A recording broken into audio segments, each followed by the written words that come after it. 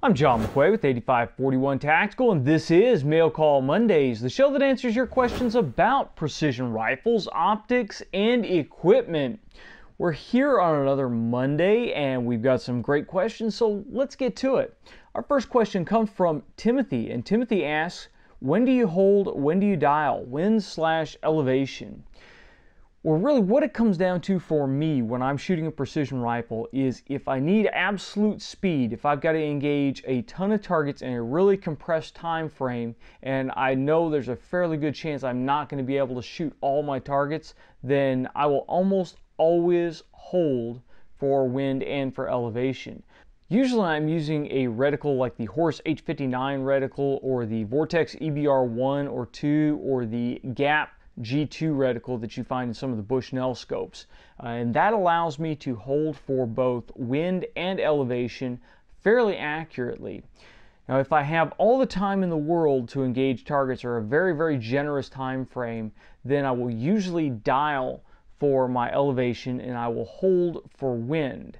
Dialing for elevation gives you the most precise aiming point. You have that nice, great horizontal stadia line, and manufacturers usually take a lot of time to make that horizontal stadia line look good and work well. So you have usually finer gradients on it marked for your windage holds. So that allows you to get a really precise elevation hold. You're down to the 1/10 of a mil clicks on your elevation turrets, and you have a great range of wind holds on there. So speed, I hold for elevation. For all the time in the world, then I'll dial for elevation. Now wind is a separate thing altogether.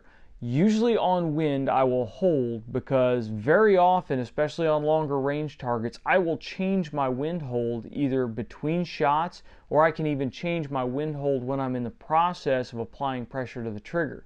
That's happened before on longer range shots where I've watched the Mirage as I'm pressing the trigger, and I've seen the Mirage drop off and had to adjust my wind hold right before I press the trigger. So I really like to hold for wind.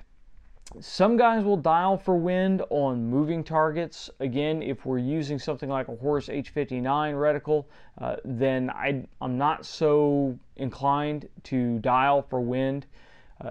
There are some really rare circumstances where you've got multiple targets and you're going to have to hold on various different lines, or you may have to hold in dead space. And when I say hold in dead space, I mean where there are no marks in your reticle. If you're using a standard crosshair, then you have quadrants that have no markings in them. That's what we refer to as dead space in the reticle, where there's no actual point for you to use to hold on the target. And you really, really want to try not to hold in dead space unless it's a really, really coarse target or you're really gunning for speed. So there are specific circumstances where guys will dial the windage, but even on moving targets, I prefer to hold. I just add to my lead on one side and subtract from my lead on the other side. And if you practice moving targets fairly often, then that becomes pretty intuitive and you can get it down pretty quickly. But if you have a constant wind, if it's not gusting, going up and dropping off, then feel free to dial in wind on moving targets. It may make things easier in the beginning. Kendall asks, annealing benefits, is it worth this extra step? Well, Kendall, it really depends upon what you are trying to achieve. Annealing will help with a more consistent release of the bullet from the case because the cartridge case neck actually has more elasticity in that brass, so it can let go easier. It really just makes your brass more consistent. Now, I do think you can overdo annealing, not from the chemical metallurgical standpoint, but just from the time invested in its standpoint.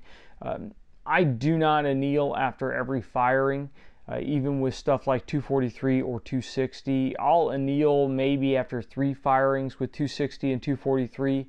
With 308 brass, I go quite a ways before I anneal it. What I will generally use as the gauge for when I need to anneal those cartridges is my neck tension. When you are forming the cases, when you're neck sizing cases, then that mandrel and that collet, in my case I use a Lee collet die, will crush that case down around that mandrel. Well, when the case doesn't have a whole lot of spring left in it, it starts to lose some neck tension. And when you start to notice that you're getting less and less neck tension, then it may be time to anneal those cases. And when you measure neck tension, you measure the outside diameter of your resized case before you seat a bullet. Take that measurement, then measure the case after you've seated a bullet, the case neck, and subtract the first measurement from the second measurement, and you'll get what your neck tension is. And I usually like to keep around 2 thousandths neck tension. I may even go up to 3 thousandths on a semi-auto gun, but I found 2 thousandths usually, when we're talking like 308, usually works fairly well even on a semi-auto gun. Todd asks, probably a weird question. I imagine that this is field of view at work. I noticed that on a second focal plane scope and a ballistic calculator, depending upon the magnification, that the yardage changes a ton if you were just going to use mil dots as a yardage reference. So at 16x, the mil dot reads 283 yards. On 10x, it reads 360 yards. My question is, can that be close to accurately employed as a method for adjusting for a shot? So rather than coming up 5.47 MOA on the turret dial, can one roll back the mag power to 10x and use that holdover? Not that I plan on ever doing that, I just thought it was an interesting concept. I could see that working on a rifle that is not set up for long range to possibly extend some range. Thanks. Well, Todd, it's a really interesting experiment, but yes, that can work on a second focal plane scope, since everything except the center of your crosshair will move depending upon what your magnification setting is at. So that first mil hash mark will subtend a different amount of the target depending upon what your magnification is set on. So conceivably, if you were wanting to set up your reticle for some kind of ballistic calculator type deal, then you can have different drops for different magnifications. Now the drawback to this, especially in what you're referring to, where you could maybe get some more range out of your scale by going to a lower magnification, yes, you could. However, you're now having to back off your magnification to do that, and you're starting to lose some of the benefits of that higher magnification scope. You really don't have the optical clarity that you have with a higher magnification scope. Clarity is not the right word, but you lose your ability to pick your target out from its surroundings as you dial that back down. So while it is a workaround if you needed to hold over at extended ranges, it's not one that I would recommend actually using in practice. But you're spot on the concept. That's exactly how it works, and you could do that if you wanted to do that. Tyler asks, love your reloading videos. Great info. How many rounds does it take for you to find the most accurate one, and how critical is a chronograph in the process and long range shooting overall? Well, Tyler, really, as you gain experience in reloading and as you can watch what's going on the target, you can find that the reloading process is a little bit more intuitive, and you can use fewer rounds, in my opinion, to get what you need to get done. What I will do if I'm working with a barrel burner and I really want to save barrel life, I don't want to spend 100 rounds doing a load development, which maybe up to 1/20th of a barrel's life, then what I'll do is I'll shoot a 300-yard ladder test, and it may only take me 10 or 15 rounds at the most to get what I need, get the information that I need to build an accurate round. Now, I have a couple of benefits when I'm doing that. First of all, since I run mag-fed rifles in competition, and for most practical shooting I do, then I'm limited to magazine length on that cartridge overall length. So I don't really have to play with bullet seating depth a whole lot.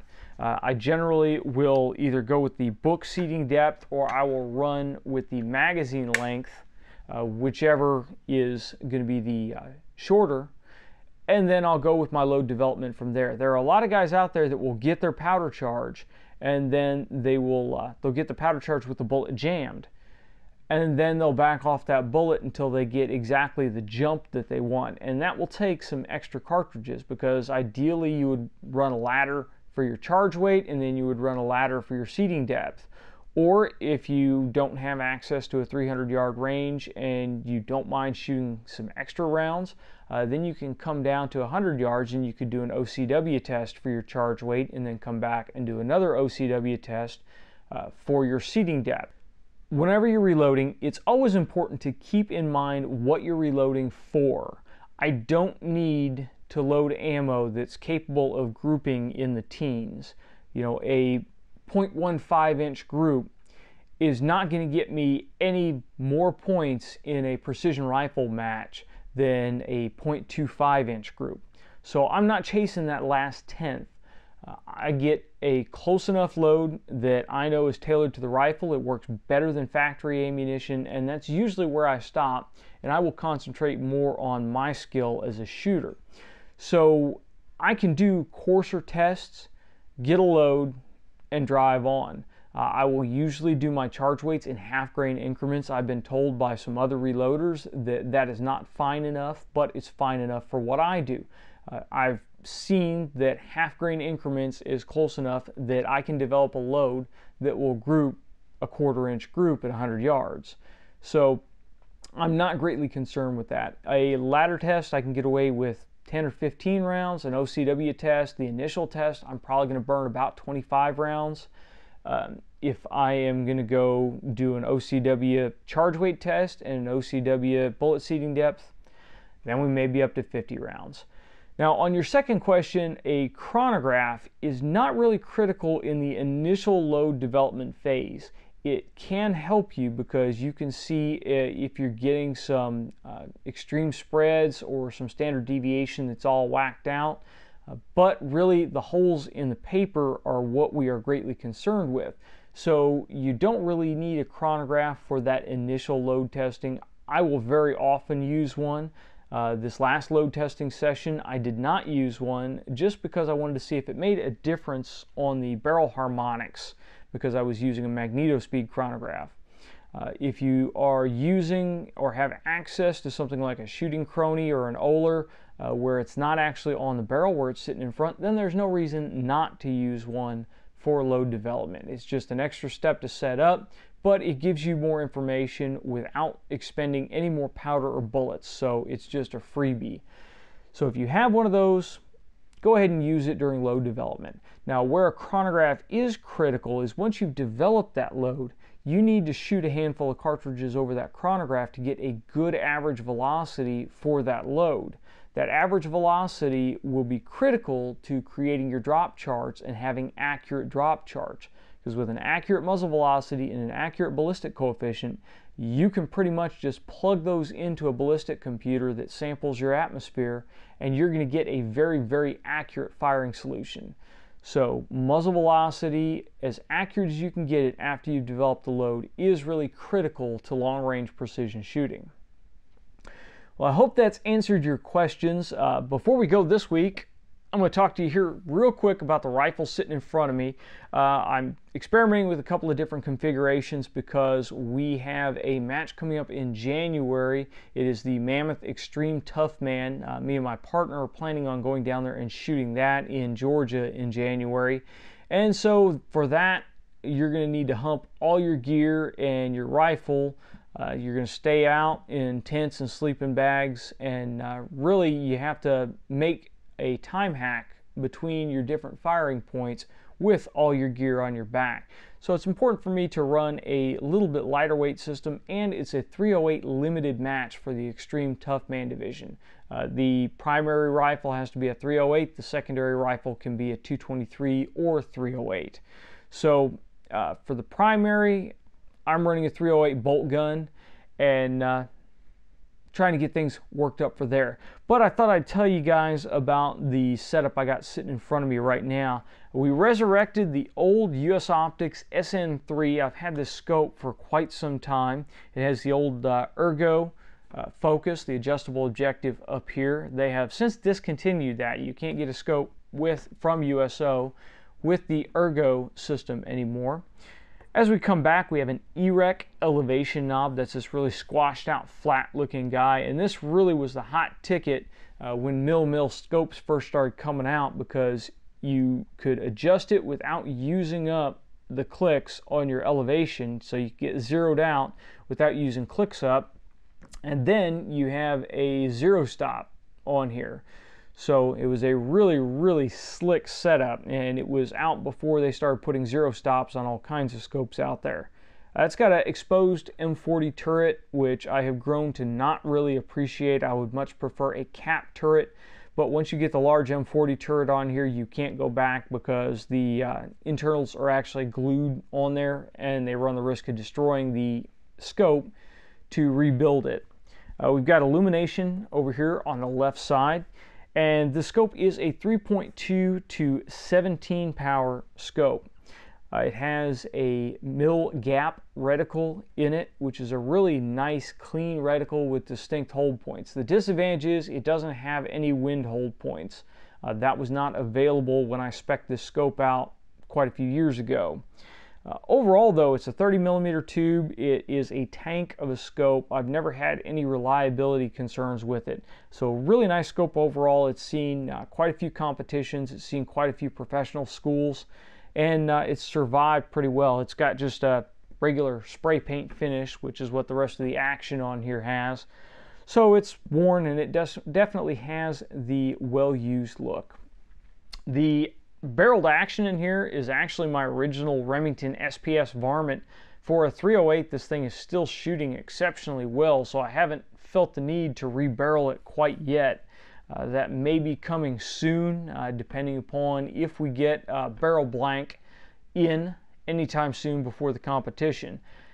So we took that, and I wanted to go a little bit more traditional. The guys at McMillan wanted us to check out one of their new camouflage patterns in their stocks, and so they sent us out a McMillan A3-5 in the new Desert Spectre color. Now this is molded in camouflage. It's not a paint, it's not a coating on top of it. If I take a knife and dig it into the side of the stock, it will still have this color underneath. That's actually the gel coat, and it's a fairly thick finish. So you're not going to abrade that coating off. The A3-5 is a really cool design stock, because unlike the A5, you have this kind of tapered forend here, so it's a little bit trimmer, a little bit less material. And if you are working with a front bag, then you can adjust your elevation by sliding the stock forward and back. We did have it inletted for the Surgeon magazine system. I really like this magazine system because the way that mag catch is designed, it's kind of protected up here by the magazine, but you can still get it at it with your trigger finger or your thumb to drop the magazine. Really nice setup. And when we got this stock, the inlet for the magazine system was absolutely perfect. It will, once I stick the magazine system in there, without putting any fasteners in, it will stay in the stock just with friction. But it's not a press fit. I don't really have to use any force to get it in there. It's just a really perfect fit. As we're coming back here, we have the cheek piece in, and this is McMillan's new thumb screw adjustable cheek piece, and we'll talk more about this when we do the full review on the stock. But it's been a really solid setup. It's only one thumb wheel. You have a pinch system inside that pinches on rods in the cheek piece, and it really holds it solid. I mean, this cheek piece is rock solid in here, and it has a really nice, large, smooth area to get your cheek on. We have adjustable spacers in the butt. We have flush cups all over this thing. We have 2 on each side and 2 on the bottom. They installed a Seekins rail for us so we can use our Alamo 4-star D-Lock equipped bipods, and overall it's great. We threw a KRG bolt knob on here. This is the KRG bolt lift. You can go to their website, and we'll leave a link down below, and these are fairly inexpensive, and it just barely clears the magnification ring on our USO here. So that works great. And overall, that's the rifle I'm experimenting with right now. So when you see it in some of our videos, that's what we're shooting. Well, that's it for this week. I hope you guys have enjoyed this show. If you have any questions or comments, either about the questions we answered or the rifle sitting in front of me, please leave them in the comment section below or send them to us on Facebook or Twitter. If you've liked this video, please make sure you like, share, and subscribe. It does make a difference. And until next time, get out and shoot!